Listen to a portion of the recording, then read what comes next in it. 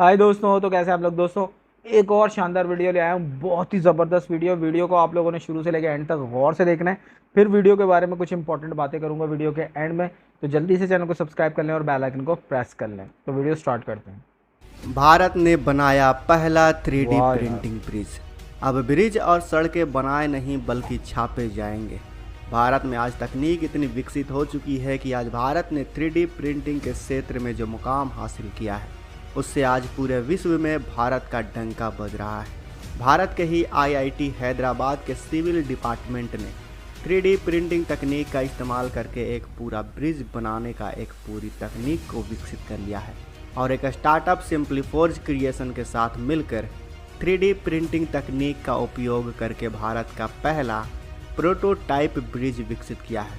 और अब आपको कभी भी ये तकनीक मार्केट में देखने को मिलेगी, क्योंकि अब ये पूरे देश भर में 3D प्रिंटिंग के मदद से ब्रिज बनाने वाले हैं। इस ब्रिज को IIT हैदराबाद में कॉन्क्रीट एंड रीइंफोर्समेंट के इस्तेमाल को कम करने के लिए फॉर्म ऑप्टिमाइजेशन के बाद डिज़ाइन किया गया है और मटेरियल फॉलो फोर्स की आइडिया के बाद विकसित किया गया है। सिंप्लीफोर्ज क्रिएशन ने विशेष रूप से परियोजना के लिए अपने 3D प्रिंटिंग सिस्टम की खूबियों को दिखाने के लिए एक एक्सट्रैक्शन और सॉफ्टवेयर सिस्टम को विकसित किया है। Industrial robotic arm 3D printer का उपयोग करते हुए ब्रिज को सिंप्लीफोर्ज प्रिंटिंग सुविधा में 2 घंटे से भी कम समय में ऑफ साइट प्रिंट किया। आपको बता दूं कि नीदरलैंड की राजधानी एम्स्टर्डम में दुनिया का पहला 3D प्रिंटिंग स्टील ब्रिज बनाया गया है। इसकी डिज़ाइन से लेकर तैयार करने तक का काम रोबोट ने किया है। इसे 4500 किलो स्टील से तैयार किया गया है और एम्स्टर्डम की सबसे पुरानी नहर पर लगाया गया है। ब्रिज को तैयार करने वाले नीदरलैंड्स की कंपनी MX3D का कहना है कि 15 जुलाई को इसका उद्घाटन किया गया था और 18 जुलाई को इसे आम लोगों के लिए खोल दिया गया। 12 मीटर लंबे इस ब्रिज को 4 रोबोट्स ने मिलकर तैयार किया है। इसे तैयार होने में करीब 6 महीने का वक्त लगा और इसके बाद ब्रिज को नाव की मदद से लाया गया। फिर क्रेन से इसे नहर पर रखकर फिट किया गया। इसे तैयार करने वाली कंपनी का कहना है कि ब्रिज से जुड़ा सभी डेटा कंप्यूटर में फीड किया जाएगा ताकि अगली बार ऐसा ब्रिज बनाने में और भी कम वक्त लगे। अब सवाल यह उठता है कि इससे फ़ायदा क्या होगा। तो दोस्तों, आप प्रिंटर तो जानते ही होंगे, जिस तरह हम प्रिंटिंग करवाते हैं और आजकल कई लोगों के घर में प्रिंटर मिल भी जाता है। कोई सा भी डेटा हो, अपने कंप्यूटर और फ़ोन से प्रिंट का बटन दबाया और प्रिंट छपकर बाहर आ जाता था। ये चीज़ें 3D प्रिंटर से तैयार की जाती है। एक साधारण प्रिंटर में इंक और कागज़ की ज़रूरत होती है, लेकिन 3D प्रिंटिंग की मदद से आप जो कुछ भी तैयार करते हैं उसका आकार, रंग और डिज़ाइन भी तय कर सकते हैं। एक बार सब कुछ तय होने के बाद मशीन में डेटा फीड किया जाता है और चीज़ों को तैयार करने का काम रोबोट करते हैं। ठीक वैसे ही ये ब्रिज के एलिमेंट्स को सीधे प्रिंट करके निकाले जाते हैं। उनको सिर्फ असेंबल करना होगा, या फिर कुछ केसेस में तो 3D प्रिंटिंग मशीन वहीं पर लगी होगी जो कि वहाँ पर ब्रिज को बनाने में मदद करेंगे।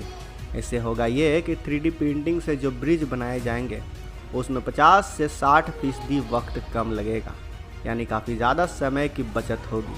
अब अगर हम कोई कंस्ट्रक्शन करवाते हैं तो वर्कर्स जो काम करते हैं उनकी रोज़ की रोज़ी बनती है, जो कि अलग अलग स्किल लेवल के हिसाब से अलग अलग होती है।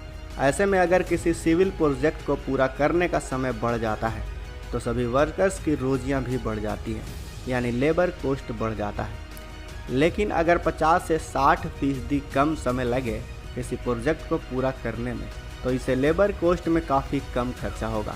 इससे सरकार और हमारा ही फ़ायदा होगा, क्योंकि सरकार ऐसे प्रोजेक्ट पर हमारा टैक्स पेयर के पैसों का इस्तेमाल करती है।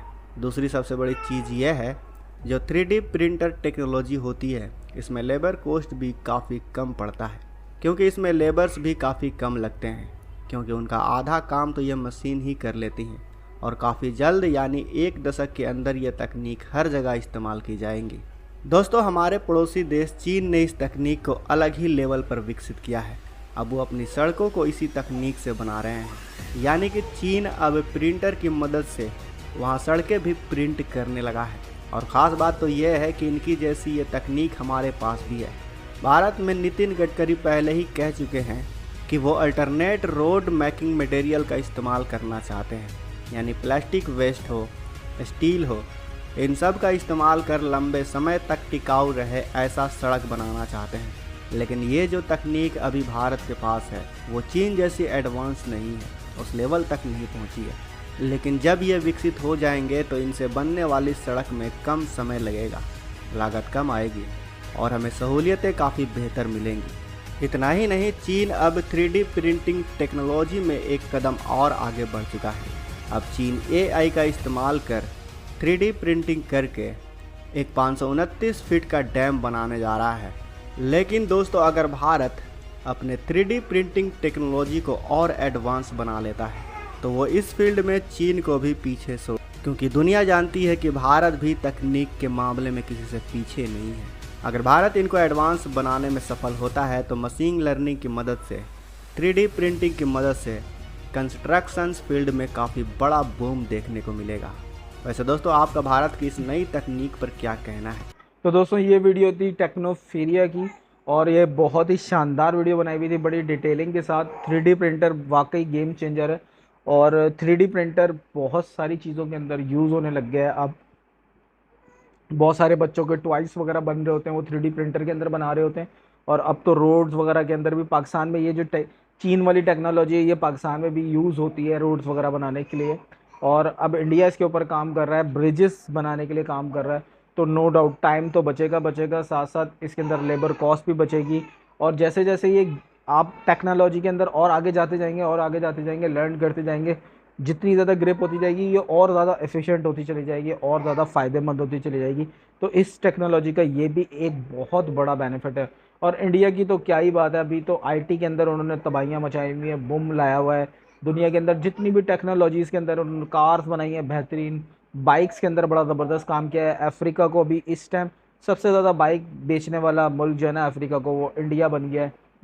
तो हर चीज़ के अंदर रेवोल्यूशनरी चेंज कर रहे हैं, काम कर रहे हैं, अपनी ज़्यादा तादाद होने का एक बेहतरीन किस्म का फ़ायदा उठा रहे हैं। एक तो ज़्यादा तादाद में लोग हैं, उनको पढ़ा लिखा के तरीके से सही सिम्त में लेकर आ रहे हैं। तो देखें ये फ़ायदे होते हैं जब बंदा अपने एक रोड मैप के साथ चलता है ना, तो इस तरह की चीज़ें प्रोड्यूस होना शुरू होती हैं। और ये तो जस्ट स्टार्ट है, मैं इसको जस्ट स्टार्ट मानता हूँ, क्योंकि अभी टेक्नोलॉजी के अंदर और भी चेंजेस आएंगे और इंडिया नो डाउट इसके अंदर आगे जाके बहुत कमाल की चीज़ें करने वाला है। बहुत सारे कमाल कर चुका है, बहुत सारे कमाल कर रहा है और आगे भी बहुत सारे कमाल करेगा। इसकी वजह ये है कि सही सिम्त में जा रहा है। सिविल गवर्नमेंट्स आ रही हैं, वो वोकेशनल ट्रेनिंग प्रोग्राम्स करती हैं, साथ साथ एजुकेशन के ऊपर पैसा लगा रहे हैं, टेक्नोलॉजी में पैसा लगा रहे हैं। और अब तो पैसा आ गया, आपके पास एक दफ़ा पैसा आ जाए, अच्छे तरीके से आप उसको यूटिलाइज़ करना शुरू कर दो, एक सिस्टम बना लो पैसों को यूटिलाइजेशन का, और देखो उसके बाद क्या होता है। वो जो साइकिल चलना शुरू होता है ना, बस उसके बाद आपकी ऑटोमेटिक चीज़ें होना शुरू हो जाती हैं। लोगों की लिटरेसी रेट ऊपर जाना शुरू हो जाएगा, एजुकेशन बढ़ेगी तो स्किल्स बढ़ेंगी, टेक्नोलॉजी इंप्रूव होगी। और ये सारी चीज़ें इंडिया ने बहुत जल्दी अडॉप्ट करना शुरू करी। अनफॉर्चुनेटली मुझे बड़ा अफसोस के साथ कहना पड़ता है कि पाकिस्तान के अंदर इस टाइम भी टेक्नोलॉजी में बहुत बहुत पीछे गए हुए हैं। इसकी वजह यह कि एजुकेशन की कमी है, सिविल गवर्नमेंट नहीं चला पा रही होती उस तरीके से सही से, और ना ही कोई गवर्नमेंट आके इस तरह के काम कर रही होती है। हमारे यहाँ लोगों के माइंडसेट ये कर दिए हैं कि भाई पढ़ो और जॉब करो, पढ़ो और जॉब करो, ना भी पढ़ो जॉब कर लो। जॉब करोगे तो भाई एक लिमिटेड सर्कल में गोल गोल गोल गोल घूमते रहोगे। बिजनेस की तरफ लेके जाओगे तो अपने आप को इम्प्रूव भी करोगे, थोड़े रिस्क भी उठाओगे, अपने शेल से भी बाहर आओगे और इस तरह की चीज़ें भी फिर करके दिखाओगे। और नो डाउट जो स्टूडेंट्स अब देखें आईआईटी के अंदर कर रहे होते हैं, पढ़ाई करते हैं, उसके बाद बाहर निकलते हैं। मैंने शार्क टैंक देखा, उसके अंदर आईआईटी के कितने स्टूडेंट्स आए हैं जिन्होंने स्टार्टअप्स किए हैं।